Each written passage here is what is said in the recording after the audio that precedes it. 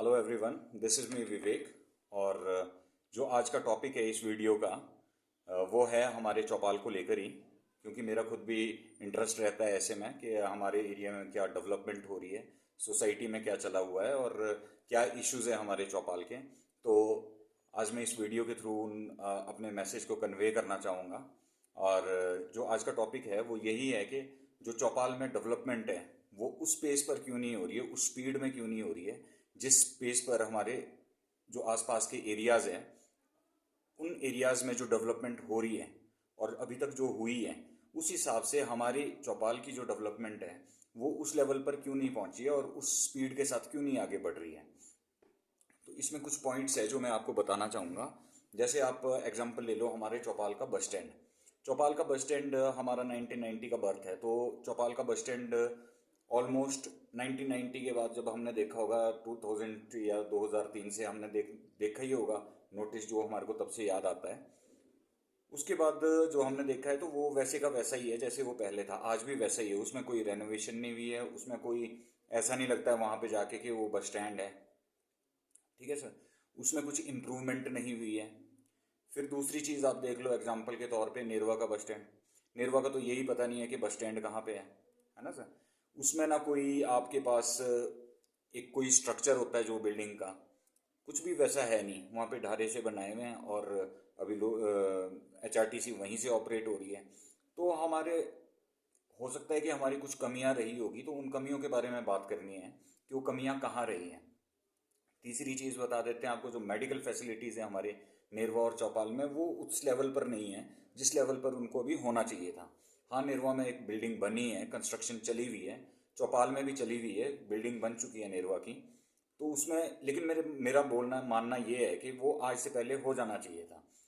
तो मतलब हम कंपैरिजन में अगर देखें तो हम उनसे लेट क्यों चले हुए हैं। हमारे ही एरिया में डेवलपमेंट हो रही है, लोअर हिमाचल में देखो आप डेवलपमेंट हो रही है, कहीं भी आप जाएंगे तो वहाँ पर अच्छी बेसिक फैसिलिटीज़ लोगों को मिल रही है और लोगों की लाइफ थोड़ी इजी हो रही है, उनको ट्रैवल नहीं करना पड़ रहा है 150-150 किलोमीटर, है ना सर। तो उसमें ये देखना है कि हमारी कहाँ कमियां रही हैं। फिर हम एक और इशू पे बात आती है कि हमारे बियर बार्स देख लो नेरवा में 17 से 20 बियर बार्स हैं और ये ऑपरेट कर रहे हैं मेन मार्केट में। स्कूल्स भी वहीं पर हैं। किसी ने इनका डिस्टेंस चेक किया, किसी ने ये देखा कि ये कितने डिस्टेंस पर आ रहे हैं और इतनी कंजम्पशन क्या है नेरवा में जो आप इतने लाइसेंस बांट रहे हैं। ये तो गवर्नमेंट पर सीधा इसका क्वेश्चन तो सीधा ही गवर्नमेंट से बनता है कि आपने लाइसेंस क्यों इतने डिस्ट्रीब्यूट किए। किस तरह से 20 बियर बार ऑपरेट कर रहे हैं इंडिया में, 15 से तो ऊपर ही हैं, है ना। 20-22 भी थे एक टाइम पर, अभी प्रेजेंट का तो I am not sure, but 15 से 17 तो है। तो उसी हिसाब से देख लीजिए आप चौपाल का बियर बार देख लीजिए। ये मैं वो बातें कर रहा हूँ जो मेरे को पता है खुद से। चौपाल का बियर बार देखो तो उसके सामने DAV स्कूल है, वो 15 से 20 फीट की दूरी पर है जो हमारा DAV स्कूल है। तो मतलब स्कूल के इतने नज़दीक क्या वो हो सकता है? हो सकता है, तो हो सकता है मेरे को नहीं पता हो, लेकिन जितना मेरे को पता है जिस हिसाब से मेरे को है पता, तो वो स्कूल के सामने तो नहीं हो सकता है ना। 15 से 20 फुट में कहाँ हो सकता है बियर बार। फिर एक और चीज़ होगी, एक और इशू है हमारे एरिया में कि आपके जो पुलिस वाले लोग हैं, देखो आप जितने भी पुलिस हैं, पुलिस के लोग हैं हमारे अपॉइंट हुए हुए हैं नेरवा और चौपाल में, they are maximum locals. Dominance किसकी है? लोकल्स की। कुछ लोकल्स ऐसे हैं जो पता नहीं कितने सालों से वहीं पर हैं। तो आप कैसे सोच रहे हो कि अगर आप लोकल्स को वहीं पर अपॉइंट करोगे अपने लोकल एरिया में, तो वहाँ पर क्राइम रेट कैसे घट सकता है? उनको कहीं बाहर जाना चाहिए था और किसी बाहर के लोगों को वहां पर आना चाहिए था, तो थोड़ा उनको अथॉरिटी दी जाती, थोड़ी उनको पावर दी जाती ज़्यादा। कमांडोज अपॉइंट किए जाते हैं, हो सकते हैं वहां पर भी कमांडोज अपॉइंट हो सकते हैं। तो कुछ उनकी वजह से थोड़ा सा कंट्रोल रहता हमारे एरिया में। ये इश्यूज हैं कि इसमें अब पुलिस वाले जो लोग अपॉइंट हो रहे हैं लोकल्स वहाँ पे, तो उनकी कहीं ना कहीं पॉलिटिशियंस के साथ भी कुछ लिंक्स होंगे, तभी तो अपॉइंट हो रहे हैं। ऐसे कैसे हो सकता है अपॉइंट, है ना। जो उसका वो 25 किलोमीटर्स का होता है या कुछ भी डिस्टेंस होता है तो उसको बढ़ा देना चाहिए या तो, क्योंकि आप देखेंगे तो वहाँ पे एक नरेंद्र जी थे हमारे, वहाँ से सिरमौर से हैं नरेंद्र, जो पुलिस में थे। जब वो थे तो उनके टाइम पर एक डर था। उस टाइम बड़े बड़े गुंडे भी सीधे रह रहे थे, है ना। कोई मतलब डर था लोगों में कि भाई नहीं, गलत काम नहीं करना है, क्राइम की साइड नहीं जाना है। तो छोटे छोटे तो पैदा ही नहीं हुए थे, है ना। ये छोटे छोटे तो गुंडे किसी ने काउंट ही नहीं किए थे उस टाइम पे। तो आज की डेट में वैसा डर क्यों नहीं है और वैसे लोग क्यों नहीं अपॉइंट हो रहे हैं वहाँ पे? ये भी एक क्वेश्चन है एडमिनिस्ट्रेशन से। तो इन सारी चीज़ों का मेरे को जो लगता है, ये सारे इश्यूज हैं। कुछ इश्यूज ये है, कुछ और भी होंगे, तो कुछ मैंने अभी बता दिए हैं आपको। तो अब इसका जो एनालिसिस निकलता है वो हमारी लीडरशिप पर निकलता है कि जो चौपाल की लीडरशिप है, जो हमारा एमएलए है चौपाल का, मेंबर ऑफ लेजिस्लेटिव असेंबली, उसको हमने अपॉइंट किया है। तो वो कौन अपॉइंट किया है? क्या उसको पॉलिटिकली कोई नॉलेज थी, ग्राउंड लेवल पर नॉलेज थी, कोई जीरो लेवल पर नॉलेज थी या नहीं थी? तो उस बारे में भी हमारे को देखना होगा, है ना।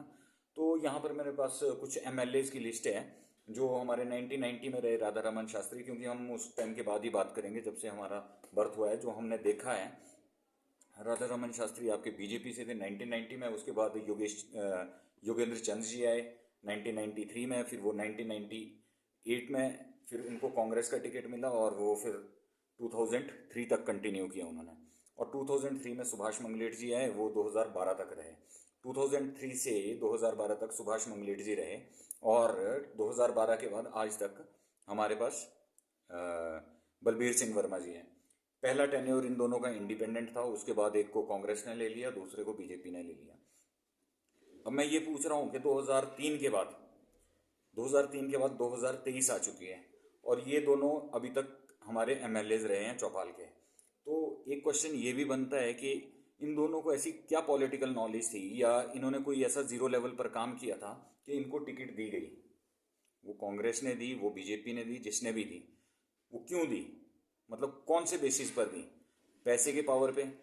और कौन सी पावर थी सर, है ना। तो इसमें मेरे को जो लगता है, क्योंकि किसी भी एरिया की डेवलपमेंट के लिए उसका जो लीडर है उसका विजन मैटर करता है कि वो अपनी विजनरी होना चाहिए और वो आगे क्या कंस्ट्रक्टिव सोच सकता है। तो उस चीज़ में उसको उसका विजन दिखता है ना। और 2003 से 2023 आ चुका है, 20 सालें हो चुकी है।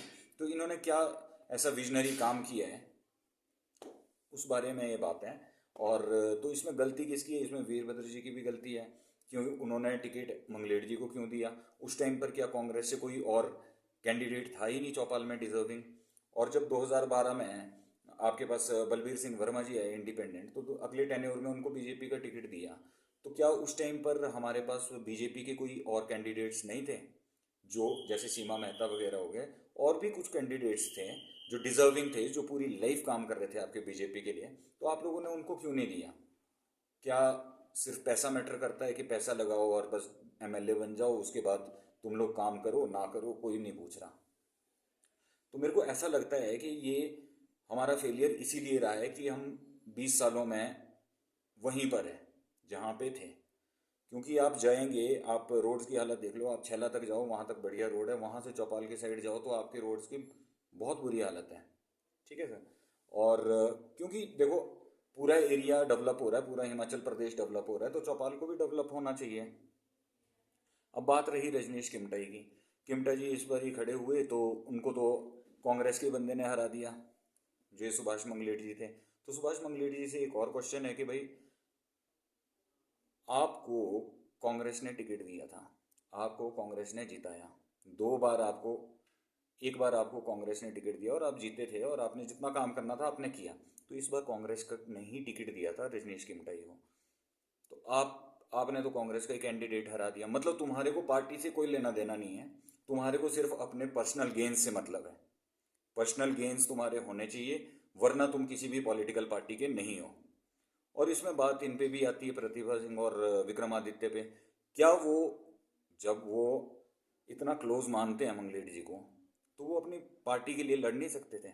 अपनी पार्टी के लिए समझा नहीं सकते थे मंगलेट को कि नहीं यार, आप बैठ जाओ, आप नेक्स्ट टाइम हो जाना, इस बारी टिकट जब इनको मिली है तो आप सिंगल फाइट करो, है ना। तो उसमें क्या होना था कि उसमें आपकी ऑपोजिशन स्ट्रांग रहनी थी, आपका कांग्रेस स्ट्रांग रहनी थी और बीजेपी भी स्ट्रांग रहनी थी, और हम एक हेल्दी डेमोक्रेसी की साइड बढ़ते। लेकिन यहाँ पर तो दो कैंडिडेट वैसे ही खड़े हो गए एक साइड से, और वहाँ पर वोट्स डिवाइड हो गए। और स्टेट में कांग्रेस आनी थी वो सबको पता था, और कैंडिडेट बीजेपी का जीत गया। मैं ये नहीं बोल रहा हूँ कि हम किसी पॉलिटिकल पार्टी से, हम किसी पॉलिटिकल पार्टी से ज़्यादा अटैच्ड है नहीं, है ना। लेकिन एक बात तो होती है कि अब आप स्टेट में कांग्रेस आ रही है तो हमारे चौपाल में भी कांग्रेस जीतनी चाहिए थी। जब स्टेट में बीजेपी आ रही है तो चौपाल में भी बीजेपी का कैंडिडेट आना चाहिए। इसको बोलते हैं न्यूट्रल विजन, कि हम किसी भी पॉलिटिकल पार्टी का फेवर नहीं ले रहे हैं। और आज की जो यूथ है उसी से उम्मीद लगाई जा सकती है कि वो कुछ इस बारे में इस तरीके का अपना विजन बनाएंगे कि हमने ये नहीं देखना है कि कौन सा कैंडिडेट जीत रहा है, हमारा पर्सनल गेन हो रहा है, वो नहीं देखना है सर। हमने ये देखना है कि जो स्टेट में पार्टी चल रही है उसी का ही कैंडिडेट आए तो ज़्यादा बेटर रहेगा एरिया के लिए। तो ये बात थी। और रजनीश किमटाई की एक और बात है कि वो इंसान 25 से 30 सालों से काम कर रहा है अपनी कांग्रेस की पार्टी में, एटलीस्ट वो एक पार्टी में तो है, जिस पार्टी में है उसी पार्टी में तो है, कुछ नॉलेज भी है पॉलिटिक्स की, 25 साल का एक्सपीरियंस काफ़ी होता है शायद मेरे ख्याल से पॉलिटिक्स में। तो इसलिए भी वो कैंडिडेट थोड़ा सा इन लोगों से बेटर था। इन लोगों को क्या था, इन लोगों ने तो कोई भी पॉलिटिकल बैकग्राउंड इनका रहा नहीं है, ठीक है सर, जहाँ तक मेरे को पता है। और सुभाष मंगलेटी जी से एक और रिक्वेस्ट रहेगी कि ये जो एक दिन क्या हुआ कि एक दिन दो साधु लोग आए वहाँ चूड़धार से नेरवा। तो नेरवा में उन्होंने अपना रूम पूछ रहे थे, तो उन्होंने रूम रेंट पे लिए 500 के, 1000 रुपये के उन्होंने 2 रूम्स लिए। तो मैंने वैसे ही बाबा जी से पूछ लिया कि बाबा जी आप महाराज जी की बिल्डिंग में चले जाओ, जो मंगलेट जी की बिल्डिंग है, वहाँ पर रह लो, आपके लिए एक कमरा तो हो गई। तो उन्होंने कहा कि हमारे को पिछली बार भी वहाँ से धक्के मार के निकाला है बाहर। तो मंगलेट जी से एक आग्रह रहेगा कि आपने इतनी बड़ी बिल्डिंग बनी है वहाँ पे, और वो लोगों की चैरिटी से बनी है, लोगों ने भी वहाँ पर काम किया है, तो 2 कमरे तो ऐसे रखो कि कुछ प्रॉब्लम में वहाँ पर यूटिलाइज किए जा सके। कोई ऐसे लोग आ रहे हैं जिनके पास रात को रहने का ठिकाना नहीं है, तो वो भी रह सकें। तो यही बातें हैं, यही पॉइंट्स थे। अब इसमें ऐसा है कि अब यूथ से ही हम उम्मीद कर सकते हैं कि यूथ कुछ आगे करेगा, यूथ थोड़ा कंस्ट्रक्टिव हो सकता है, यूथ का विजन बन सकता है।